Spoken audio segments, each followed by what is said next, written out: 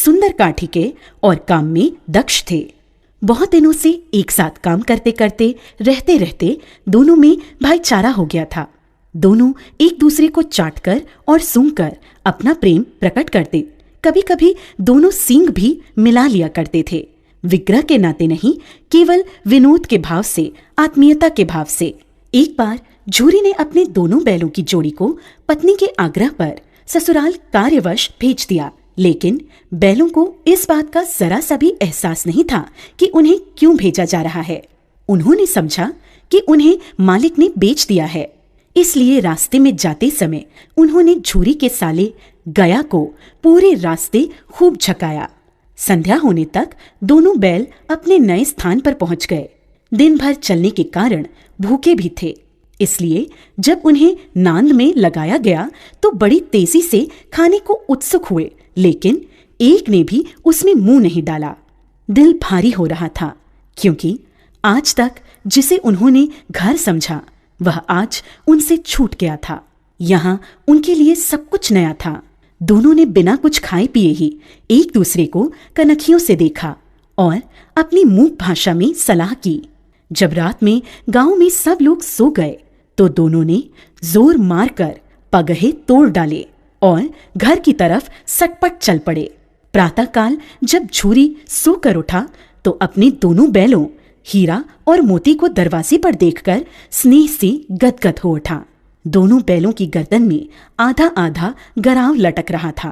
घुटने तक पांव कीचड़ से भरे थे।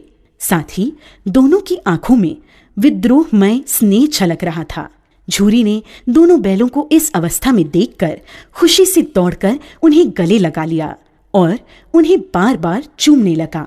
यह दृश्य बड़ा ही मनोहर था, लेकिन झूरी की स्त्री ने बैलों को द्वार पर देखा तो जलबुन उठी। बोली, कैसे नमक हराम बैल हैं कि एक दिन वहां काम न किया, भाग खड़े हुए। परंतु झूरी अपने बैलों पर यह आरोप न सुन सका और बोला, नमक हराम क्यों है? चारा दाना न दिया होगा तभी तो भाग आए।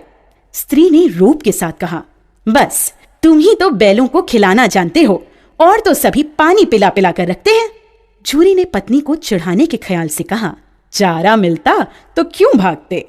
दूसरे दिन झूरी का साला गया फिर आ गया और इस बार उसने उन्हें गाड़ी में जोत कर ले गया, जिससे वे उसे रास्ते में परेशान न कर सकें। जबकि 2-4 बार मोती ने गाड़ी को सड़क की खाई में गिराना चाहा, पर हीरा ने संभाल लिया, क्योंकि गाड़ी गिरने पर चोट तो उन्हें ही लगती। हीरा ज्यादा समझदार था। संध्या समय घर पहुंचकर दोनों को मोटी रस्सियों में बांधा गया और कल की शरारत का मजा चकाने के उद्देश्य से उन्हें फिर वही सूखा भूसा दिया गया, जबकि अपने घर के बैलों को खली, चूनी सब कुछ दिया गया। दोनों बैलों का ऐसा अपमान कभी नहीं हुआ था, न ही ऐसा कभी खाने को दिया गया था। दोनों ने नांद की तरफ आंख तक न उठाई। अगली सुबह गया ने दोनों बैलों को हल में जोता, पर दोनों बैलों ने अपनी जगह से न हटने की कसम खा ली थी। वह मारते मारते थक गया, लेकिन उन्होंने वहां से अपने पैरों को टस से मस तक नहीं किया। इस प्रकार हार मानकर गया ने उन्हें नांद पर लाकर बांध दिया। दोनों के सामने आज भी रूखा सूखा भूसा ही डाला गया। दोनों चुपचाप खड़े रहे। घर के लोग अभी भोजन कर ही रहे थे कि एक छोटी सी लड़की घर से 2 रोटियां लेकर निकली और दोनों के मुंह में देकर चली गई। उस रोटी से उनकी भूख तो शांत होने वाली नहीं थी, लेकिन मानो दोनों के हृदय को एक अलग प्रकार की शांति मिली। धीरे धीरे 2-4 दिनों में उस छोटी सी लड़की, जो भौरी की थी, जिसकी माँ मर चुकी थी, सौतेली माँ उसे हमेशा मारती रहती थी, से दोनों की आत्मीयता बढ़ गई। दोनों दिन भर जोते जाते, डंडे खाते और शाम को थान पर बांध दिए जाते और रूखा सूखा भूसा डाल दिया जाता।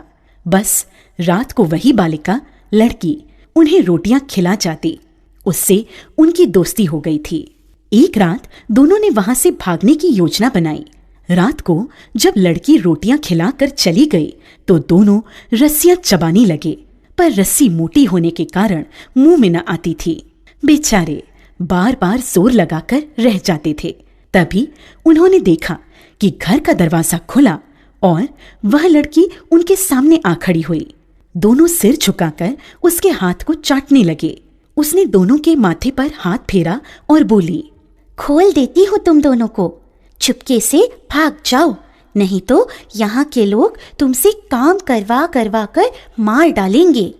उसने दोनों के गराव खोल दिए और भागने का इशारा किया, पर दोनों चुपचाप खड़े अभी सोच रहे थे कि हमारे भागने पर इस बच्ची पर आफत न आ जाए। तभी वह चिल्ला पड़ी, दोनों फूफा वाले बैल भागे जा रहे हैं। ओ दादा, दोनों बैल भागे जा रहे हैं, जल्दी पकड़ो। यह सुनते ही दोनों वहां से भाग निकले।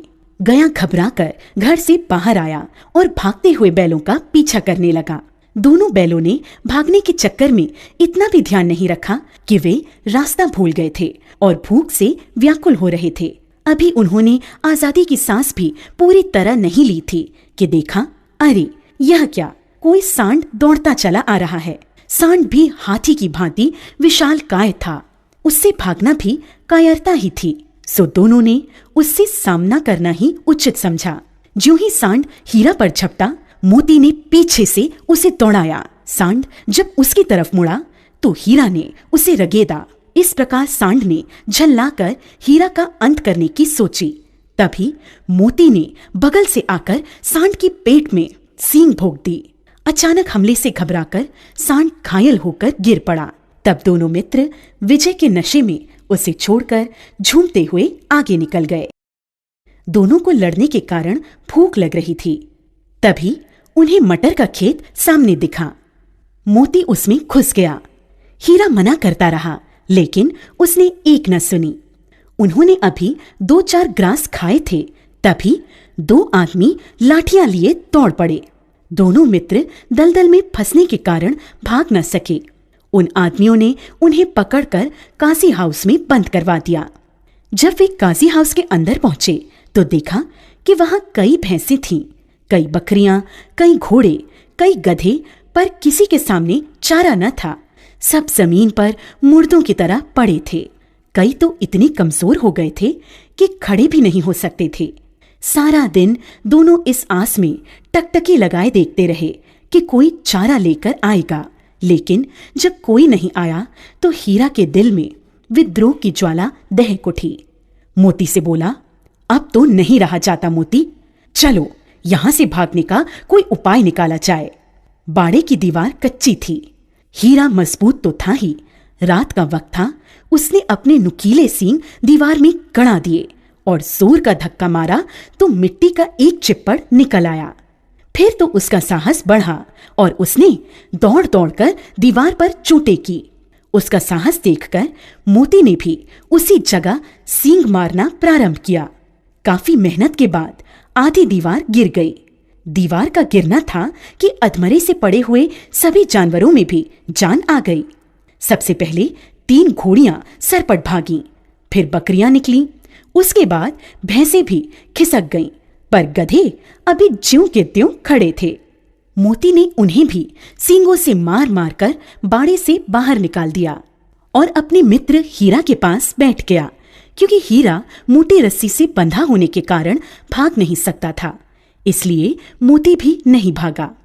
अगले दिन बाड़े की हालत देखकर वहां के चौकीदारों ने गुस्से में आकर हीरा और मोती की जमकर पिटाई की। अब उन्हें खाने को भी कुछ नहीं दिया जाने लगा। कुछ दिन इसी तरह बिताने पर एक दिन नीलामी हुई और उसमें एक व्यापारी ने दोनों बैलों को खरीद लिया। दोनों मित्र उस व्यापारी के साथ चल दिए। चलते चलते सहसा दोनों को ऐसा मालूम हुआ कि यह परिचित राह है। हाँ, इसी रास्ते से गया उन्हें ले गया था। वही खेत, वही बाग और वही गांव मिलने लगे। प्रति क्षण उनकी चाल तेज होने लगी। सारी थकान, सारी दुर्बलता गायब हो गई। उन्हें लगा कि यहाँ से अब उनका घर भी पास ही है। सो उन्होंने थोड़ी और फुर्ती दिखाते हुए घर के रास्ते की तरफ भागना शुरू किया और जब तक अपने घर के थान पर नहीं पहुंच गए, रुके नहीं। व्यापारी भी उनके पीछे पीछे भागता आ रहा था।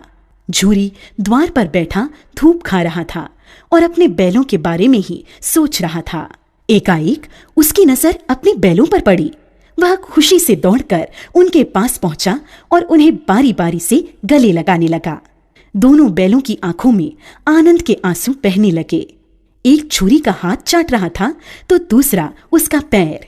तभी व्यापारी आ पहुंचा। उसने छुरी से कहा, ये मेरे बैल हैं, मैं इन्हें नीलामी कराकर ला रहा हूं। अभी वह बातें कर ही रहा था कि मोती ने उसकी ओर सींग चलाया। व्यापारी पीछे हटा तो मोती ने उसे दौड़ा लिया और तब तक दौड़ाता रहा जब तक व्यापारी गांव से बाहर नहीं निकल गया। फिर मोती विजयी सूर की भांति वापस स्थान पर अपने मित्र हीरा के पास आ गया। थोड़ी देर में नांदों में खली, भूसा, चोकर और दाना भर दिया गया। दोनों मित्र बड़े चाव से उसे खाने लगे। झूरी खड़ा दोनों को सहला रहा था और उनकी शारीरिक कमजोरी को देखकर मन ही मन व्यथित भी हो रहा था। तभी झूरी की पत्नी ने भी आकर दोनों के माथे चूम लिए।